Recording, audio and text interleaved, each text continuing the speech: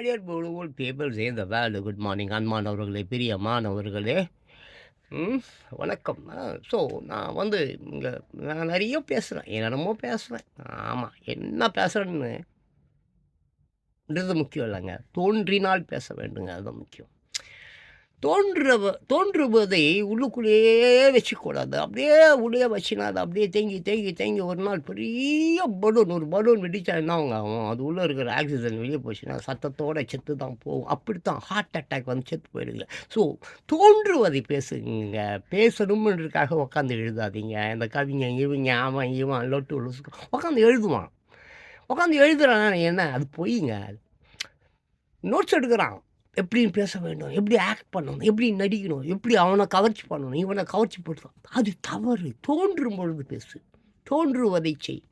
ஒரு அருவி இருக்குது, ஒரு காட்டு அருவி இருக்குது. உட்காந்து இந்த வேகமாக போகணும், அப்படி வேகமாக போகணும், இப்படி வேகமாக போகணும், இந்த காட்டு வழியாக போகணும், அந்த காட்டு வழியாக போகணும்னு திங்க் பண்ணுமா என்ன?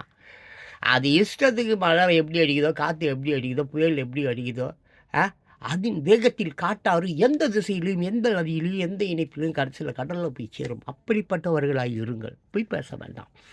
ஆனந்தம், ஆனந்தம், பேரானந்தம், மகிழ்ச்சி, சந்தோஷம் எல்லாமே நம்மக்கிட்ட இருக்குதுங்க.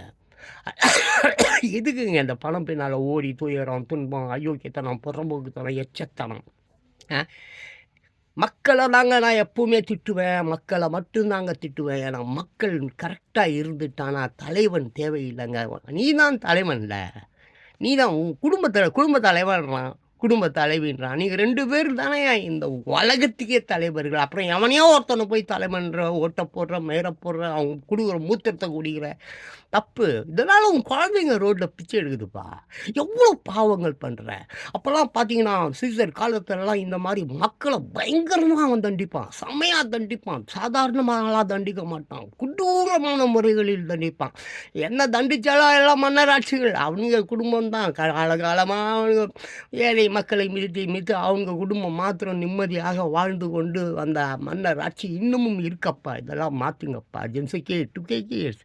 நாளைக்கு நீ கல்யாணம் கட்டணும், பிள்ளைங்க உன்ன மாதிரி ரோட்டில் பிச்சை எடுக்கக்கூடாது, பஸ் ஸ்டாண்டில் பிச்சை எடுக்கக்கூடாது, ஆட்டையை போட்டு வாழக்கூடாது, திருடக்கூடாது, பொய் சொல்லக்கூடாதுப்பா. திருடக்கூடாது, பொய் சொல்லக்கூடாதுப்பா.